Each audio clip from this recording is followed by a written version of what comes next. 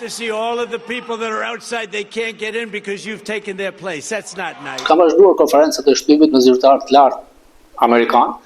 Ishim me numrin 2 të Këshillit të Sigurisë Kombëtare, asistenti presidentit Biden, Bezuk, e cila më krijoi idenë se nuk e ka shumë idenë se ç'ndodh me korrupsionin e madh të qeverisë Rama.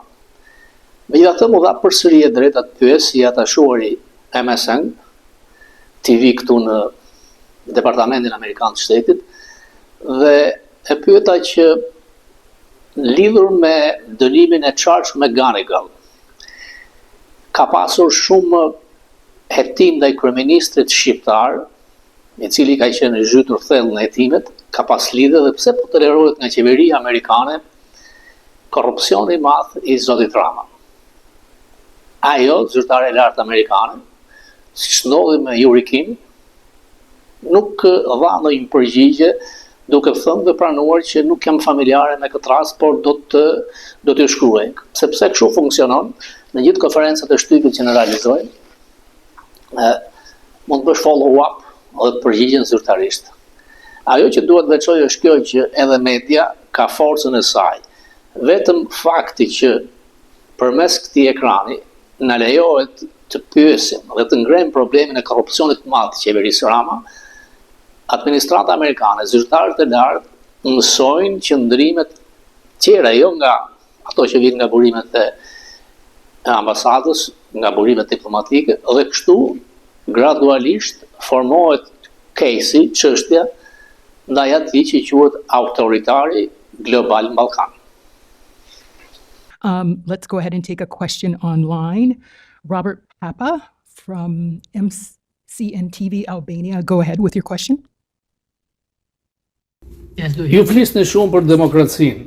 Demokracia shqiptare është hibride. Nuk e di, a keni idenë rreth çështjes Charles McGonigal, shefi kundër zbulimit, ai që u dënua nga një gjykatë në Washington DC. Por kryeministri shqiptar ishte i ngatruar dhe nën hetim. Pse qeveria amerikane vazhdon të tolerojë kryeministrin shqiptar me një korrupsion kaq të madh të tij dhe të qeverisë së tij? Thank you. I'm not familiar with exactly what you're referring to, so we can definitely take that back and come back to you on that. Thank you.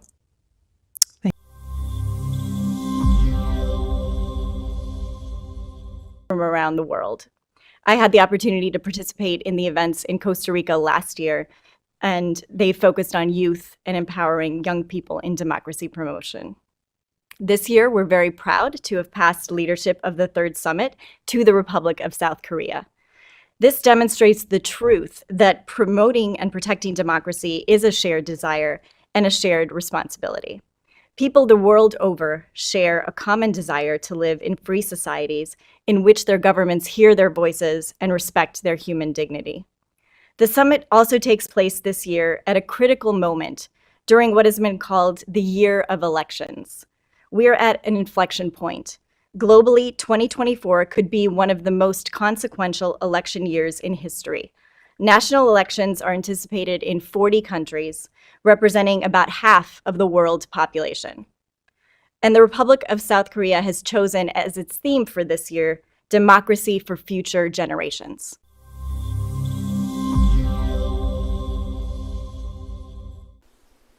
Natyrisht që ajo që ndodh në Shqipëri vërteton edhe një herë që emrimi ose sinonimi ndaj politikës dihet si e përdalë. Por kjo nuk ndodh vetëm në Shqipëri. Marrim rastin e presidentit Trump, i cili arriti që të emërojë, edhe pse u bë me një votim formal, gruan e djalit të tij si numri 1 ose numri 2 të Partisë Republikane në Këshillin Kombëtar të Partisë Republikane. Ajo që në javën e parë ka pushuar nga puna 60 vet të ky këshill dhe Trump kontrollon tashmë edhe Këshillin e Kombëtar të Partisë Republikane. Partia Republikane është partia e tij. Qëllimi i tij është që shpenzimet financiare të gjyqjeve të tij të përballohen nga Këshilli i Sigurisë Kombëtare. Pra, demokracia, siç do thoshte numri 2 e Këshillit të Sigurisë Kombëtare, nuk është e njëjtë në vende të ndryshme. Dhe amerikanët këtë e dinë. Ndaj nuk është rastësi që kanë mbështetur fuqimisht, le të themi, Mubarakun, njeriu më të korruptuar në rajon, vetëm për faktin se ishte aleati amerikan. Dhe kjo ngjet edhe në Ballkan, edhe në vendin tonë. Trump duket se shkon i sigurt drejt fitores si president, pra të kthehet në shtëpinë e parë. Ka ndodhur me presidentin Hoover, i cili u kthye mbas 4 vitesh. Pse po ngjet kjo? Elita e korporatëve të medjave nuk e kupton realitetin amerikan. Në shtetet e betejave, pra ato shtete që vendosin, në të gjitha pollat e kësaj jave, Biden është humbës.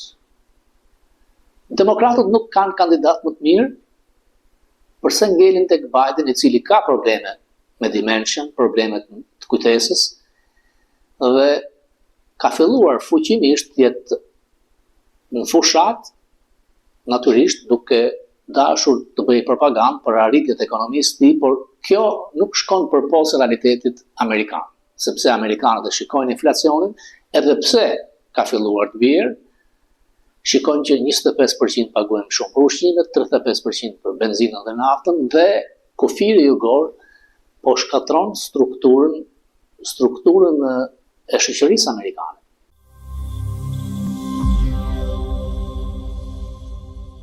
It's crooked stuff, really. These are crooked people.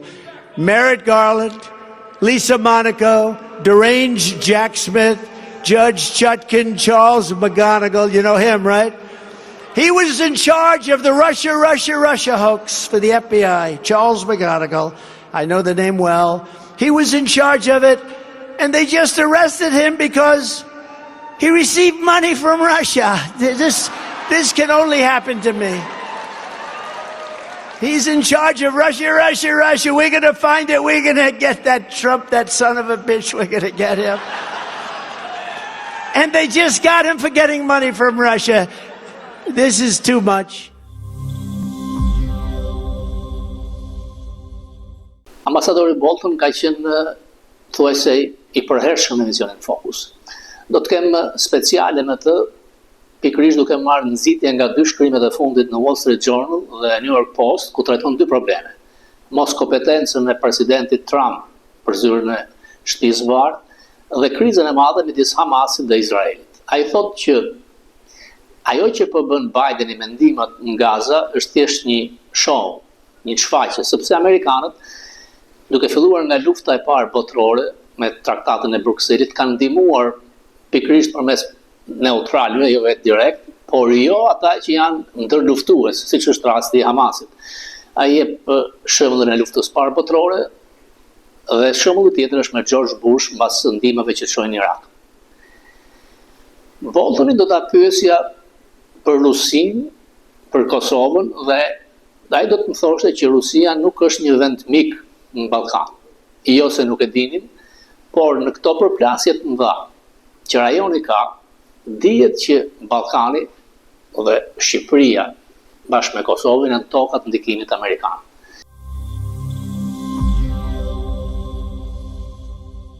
Ambasador, lexova në Hill shkrimin tuaj rreth Gazës dhe ju mendonit që ata duhet zhvendosen, mos jetojnë më atje. Ku mund shkojnë atë? Keni një opinion komplet ndryshe nga tjerët? A mund na thoni diçka më tepër rreth kësaj? Çfarë do të ndodhte me këta njerëz të Gazës nëse hiknin diku? Gjën një vend tjetër apo çfarë? Shumë varet se çfarë do të ndodhë. Sidomos nga ana ushtarake. Është një problem i vështirë. Kemi një pauzë tani, një lloj armëpushimi, por përfundimisht Izraeli mbetet i përkushtueshëm që të arrijë objektivin për ta eliminuar Hamasin, si një forcë politike dhe ushtarake. Kjo sjell pyetjen, çfarë do të ndodhë kur Izraeli të përfundojë misionin? Gaza ka qenë për 75 vjet një kamp refugjatësh. Nuk ishte kur një qytet i madh, por ka qenë një lloj ngushtice midis Egjiptit dhe pjesës tjetër. Njerëzit u dërguan me forcë atje pas krijimit të Izraelit. Deri në 67-ën s'ka pas një problem me këtë. Por derisa statusi I refugjatëve të palestinezëve është bërë I përjetshëm si as vend tjetër, është një problem sepse vendet për qark donin ta përdorin. Ndërkohë që shtetet arabe tani po lëvizin drejt njohjes tyre, ata nuk e duan palestinezët. Gaza nuk është një zonë ekonomike. Nuk ka aktivitet real ekonomik, vetëm disa ferma, sepse njerëzit nuk kanë menduar kurrë që do të ishte një vend I përhershëm. Zgjidhja më e mirë për palestinezët atje të shkojnë diku gjatë, ku të jenë pjesë një ekonomie vibrante, të marrin një jetë me dinjitet, të japin mundësi fëmijëve për arsim, nuk mund ta bëjnë një kamp refugjatësh. Duhet pranoj ekzistencën e Izraelit si fakt të përhershëm. Por njerëzit këtë duhet ta marrin seriozisht. Nuk thosht se mund të futesh OKB-n si përgjegjës sepse kjo krijon probleme. Izraeli është larg eliminimit të kërcënimit terrorist të Hamasit, por çfarë do të ndodhë me banorët e rripit Gazës më pas?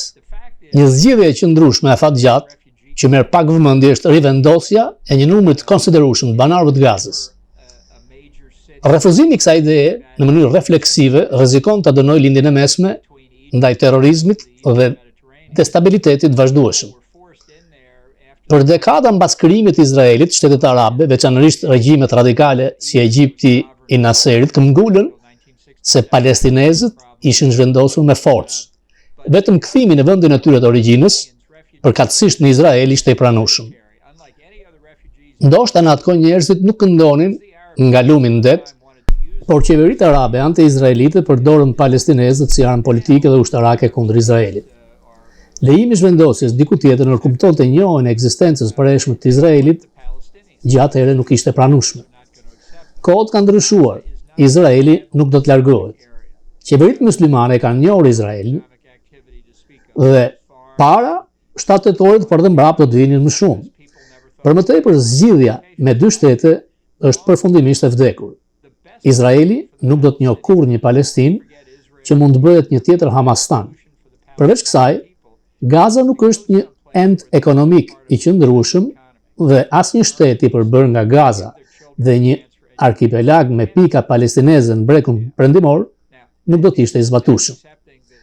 Izraeli ka bërë të qartë se refuzon çdo drejt kthimi për palestinezët dhe ka njoftuar se nuk do të japë më as viza për punësim për banorët e Gazës. Përpunuesit perëndimor të paqes që përpiqeshin të krijonin një shtet palestinez sipas modelit Gaza Jericho First, bën një gabim I zor, viktimat e të cilit ishin përfituesit e synuar të tij. E ardhmja e vërtet për banorët e Gazës është të jetojnë diku të integruar në ekonomitë funksionale. Kjo është mënyra e vetme për të realizuar premtimin për një jetë denjë dhe stabilitet për një popull që është rëmatosur për një kohë gjatë. Sa më shpejt ta kuptojë administrata Biden, aq më mirë. Statusi I refugjatit nuk është I trashëgueshëm. Qeverisja e Gazës pas luftës mund të realizojë duke ndarë atë, ndoshta përgjatë Wadi Gazës, vijës ndarëse të Izraelit për inkursionin e saj me një kujdestari të OKB-s për Izraelin në veri dhe për Egjiptin në jug. Ku mund të zhvendoset popullsia e Gazës? Duke I armatosur më parë palestinezët kundër Izraelit, qeveritë arabe tani I shohin palestinezët si kërcënues. Prandaj mbas 7 tetorit, Jordania dhe Egjipti menjëherë deklaruan se nuk do të pranonin asnjë gazan në vendet e tyre. Ky nuk është faji I Izraelit, por interesi I qartë vetjak e Izraelit qëndron gjithashtu në zhvendosjen larg Gazës. Të paktën tani për tani, bregu perëndimor është një pyetje tjetër, nëse Hamasi dhe terroristët e tjerë kanë shumë forcë atje se sa duket. Ju shkruani se Irani mund të marrë një numër të madh nga këtyre, është e mundshme. Irani ka armatosur, shtërvitur, I ka dhënë pajisje, I ka dhënë financë Hamasit. për shumë dekada. Është ndershme që ata iranianët të marrin një pjesë të madhe të njerëzve nga Gaza. Nuk ka funksionuar dhënia e armëve. Ata duhet të mbajnë përgjegjësi për të marrën disa prej tyre të paktën për të jetuar një jetë normale. Me Ayatollah nuk besoj se kjo mund të ndodhë, por nga ana morale ata duhet ta bëjnë. Jo pas në emisionin 60 minuta folet për një kërcënim nga iranianët, të cilët kanë kërkuar të vrasin, dikush ka qenë i paguar $300,000 të ofendove nga kjo shifrë e vogël. A është kjo një deklaratë lufte kur një shtet si Irani kërkon të vrasë një nënshtetes amerikan? Pse është kaq e dobët administrata e Bidenit? Unë mendoj se është një veprim lufte, deklaratë lufte. Është një parim ndërkombëtar. Çfarë duhet të bëni? Çfarë duhet të prisni ju kur një mbështetës i juaj do të vritet nga një vend që bën kërcënime si Irani? Prandaj këtu flitet për ato aksionet, veprimet paraprake ndaluese. Mos ta ndodhi si Pearl Harbor. Before you act in self-defense. And I think especially when you have a regime as far Kur keni një regjim larg tej skajeve civile si Irani, është diçka që ne duhet ta marrim në konsiderat shumë. Jo vetëm këtu, por edhe në Europë. Jo vetëm për ne, por edhe për azilantët e Iranit kudo në botë. Ata kërcënuan Rashdin, u sulmuan një vit më parë.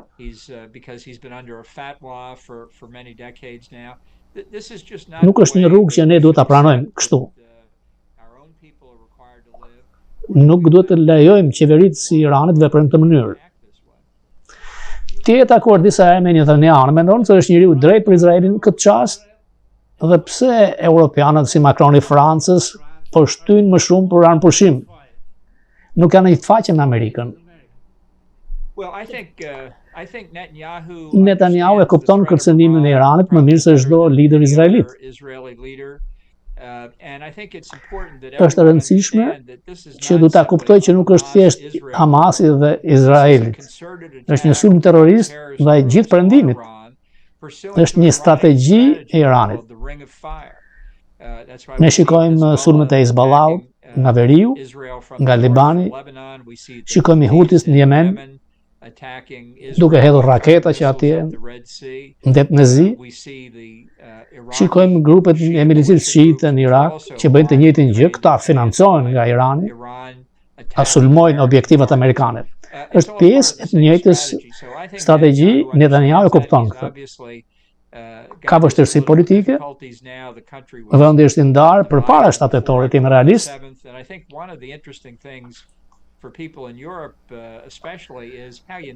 Njerëzit në Europë do të shikojnë se sa të bashkuar janë njerëzit në Izrael. Ato që ndodhën ishte si Holocaust, ata nuk do të lejojnë të ndodhë më. Dhe vjen shumë keq që shikoj liderët evropianë që kërkojnë armëpushim. Sepse në qoftë se vendet e tyre do të ishin në këtë pozicion, do të kërkonin jo armëpushim. Sekretari i NATO-s vajti në Ballkan. Ka disa kërcënime, Zelenski thotë që Rusia mund të sjellë tensionin ta bjerë në Ballkan, të ketë luftë atje. E shikon këtë rrezik? Në Kosovë për shembull, në Serbi, në Shqipëri, në Maqedoni. Rusia do të donte shumë që të krijonte trazira në Ballkan, për shumë arsye. Mos stabiliteti në Ballkan është në interesin rus. E kemi parë që nga lufta në lindjen e mesme, ata duan që të heqin vëmendjen e hoqën nga Ukraina. Ta çojnë tensionin në Ballkan është një mënyrë tjetër.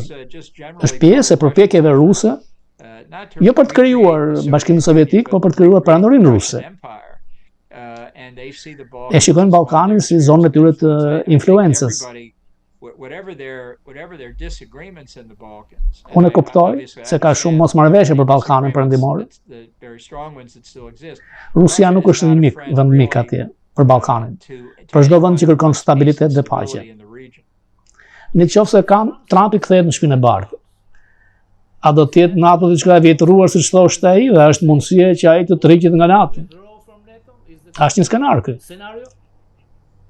Mund të ndodhë, në qoftë se Trump zgjedhet, ai do të përpiqet që të largohet nga NATO. E bëri në kohën time, por ai ishte shumë afër, nuk e lejuam. Në 2018. And I think only the fact he was in a re-election campaign in 2020 and his advisor said vetëm se ishte në prag të zgjedhjeve 2020, ai nuk e bëri këtë, ai humbi zgjedhjet. Në qoftë se zgjedhet në 2024, mund të jetë një nga gjërat e para që ai do të bëjë të rriqet nga NATO. Biden duket se po humb të pollet. Mbase edhe nga qëndrimet e Izraelit. Ai do të mbështesë Izraelin, por nga ana tjetër kemi protesta të mëdha vokiste nga demokratët. Çfarë mund të bëjë ai?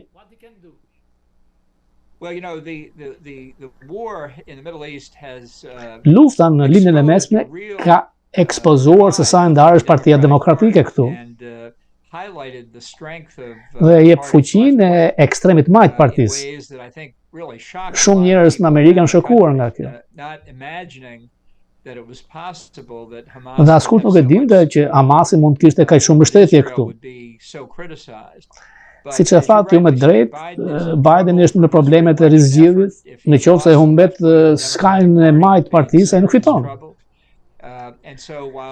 Ndaj në fillim të luftës, Biden shkoi në Izrael, takoi me Netanyahu dhe donte ta zbuste kërcënimin ndaj Hamasit nga Netanyahu, ta frenonte. Po në përgjithësi opinioni amerikan në përgjithësi mbetet në mbështetje të madhe për Izraelin. Por Bideni është përballë një situate shumë të ashpër politike. Dhe kjo më shqetëson mua, sa ai mund të jetë president. Mbas zgjedhjeve të reja. Dhe sipas kushtetutës tonë, presidenti është përgjegjës për Këshillin e Sigurinë Kombëtare. Në kohën tuaj, lidhjet me Izraelin ishte më të mira, në kohën tuaj kur ishte këshilltar të Trump. Po? Patët kontakte më të mira se administrata Biden. Tek Partia Republikane mbështetja është e madhe për Izraelin dhe një pjesë e madhe e Partisë Demokratike, realisht. Por forca e ekstremit majt dhe majt krijon këto që na kanë surprizuar. Nuk mund të injorojmë, është problemi madh për Biden. Çfarë ndodh me Partinë Republikane? Duket se Trumpi po fiton.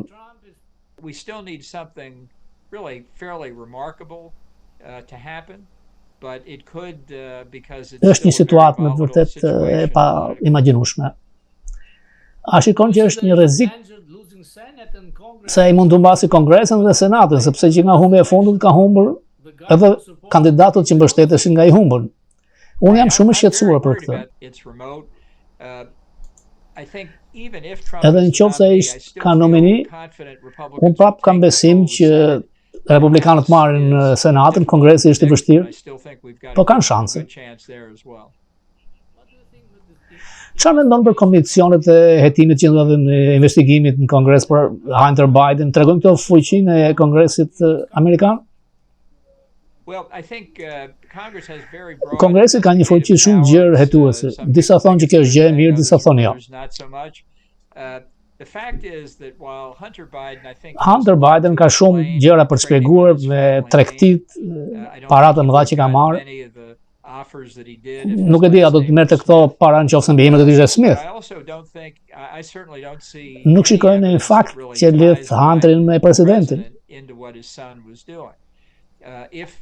Në qoftë se ai po vepronte në mënyrë të korruptueshme, është një akuzë e rëndë. Dhe hetimet mund ta tregojnë këtë informacion, deri tani nuk shikoj.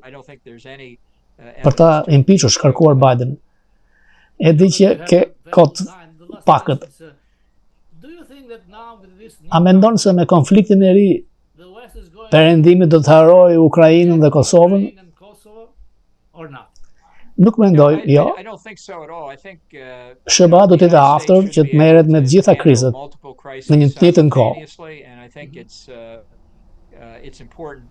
Nuk duhet të heqim vëmendjen.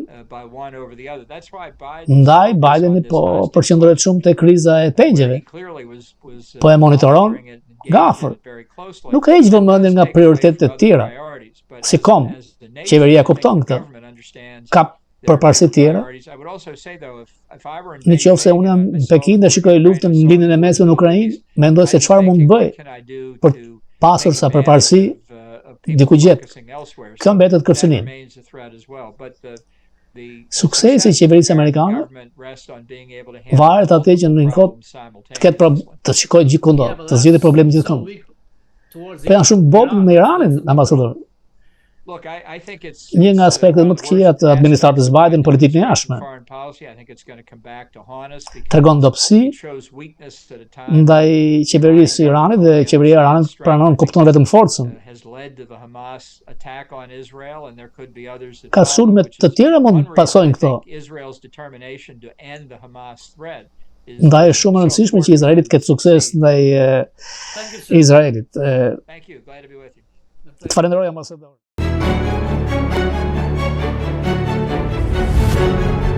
Është vërtet, kjo është arsye që ju toleroni korrupsionin në qeverisë Rama? I don't think I have anything to say to those questions, Mr. Papa. But I appreciate your political